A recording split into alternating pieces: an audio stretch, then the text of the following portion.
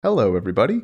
Welcome to the Workspaces video in the Large-Scale Machine Learning section of ML Expert. Now that we have our data ingestion set up, we have our data storage layer set up, our data processing engine set up, and as well we can orchestrate those data processing needs periodically and manage all of the data dependencies there. All of this leads up to a place where we now need to explore all of our features, labels, and their potential applications to being used in a model. The question now is, where do we actually explore all of these data and model combinations? So let's first get our requirements down. We want to explore features, labels, and models. We want to maybe figure out the completeness of the data that we're working for. Is it extremely sparse? Is it not sparse? We want to know if the data is stable itself. So is the data today similar to the data that we've seen years ago? Or is it very sporadic, intermittent, and maybe not very reliable? Is it available every single day? And finally, is it free of bias? Are we not looking at positive feedback loops that we should potentially look at? Again, if you need to brush up, feel free to go over the machine learning crash course where we talk more about bias and positive feedback loops.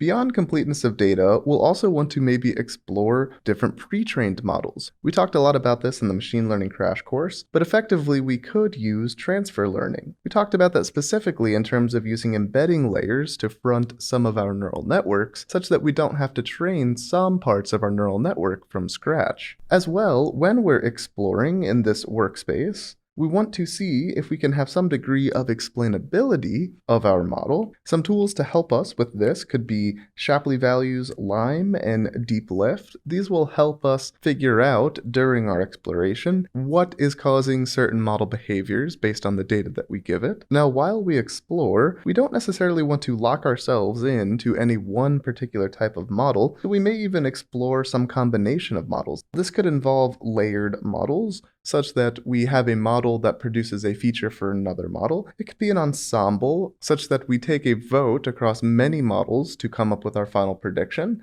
Or lastly, we could also just want to explore our data with AutoML. AutoML attempts to automate the process of discovering which models work best for a particular dataset. This can include everything from feature transformations to hyperparameter tuning to cross-validations. Finally, we want to make sure that we can measure the feature importance of some particular features to make sure that we want to or don't want to include those particular features. This roughly sums up what the process of exploration looks like in terms of our features, labels, and models. But beyond that, we also want to be able to leverage team resources. So let's say that a team member of ours wrote a library which helps us gauge feature importances better, and we want to be able to use that in our exploration, then we should be able to do that. So this can include team packages that have been written, maybe different sampling techniques that we want to use, and also direct collaboration on which models to try. Finally, we want to be able to manage our environment. So let's say that I'm exploring some particular model type that needs Keras libraries, while maybe you want to explore something that uses XGBoost. Well, you should be able to get those libraries that you need, and I should be able to get the libraries that I need, but we shouldn't have conflicts because maybe I want to use a different version, or I don't want to have all the things that you have just because I want to keep mine more lightweight. We should be able to assign each individual user their own environment. This effectively means that we have individualized exploration, and even more so, this will become very important later as we talk about getting these models that we're exploring ready for production to serve predictions to real traffic. Next, we need to make sure that we have access to Spark and the HDFS cluster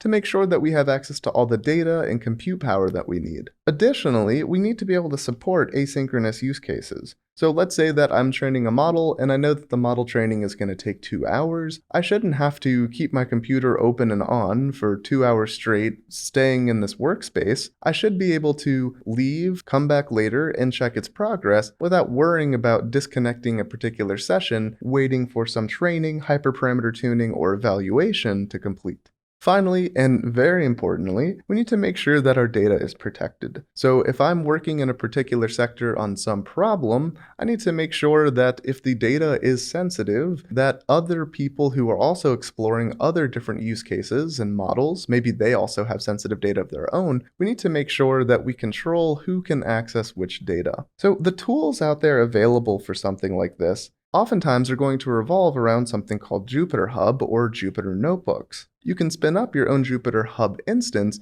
and what this will do is it'll allow users to access Jupyter Notebooks. And again, these are the same notebooks that we've been using in this video series.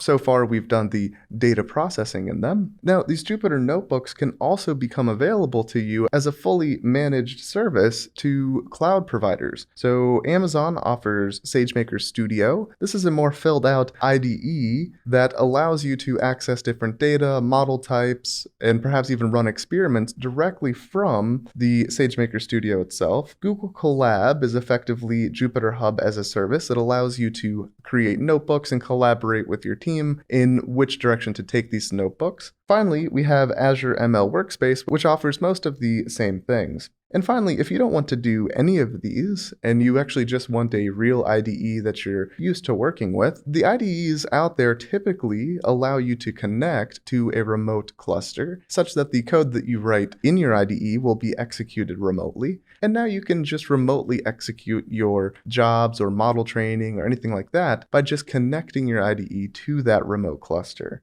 All right, well, that wraps up the Workspaces video in the large-scale machine learning section of ML Expert. Thanks for joining, and we'll see you next time.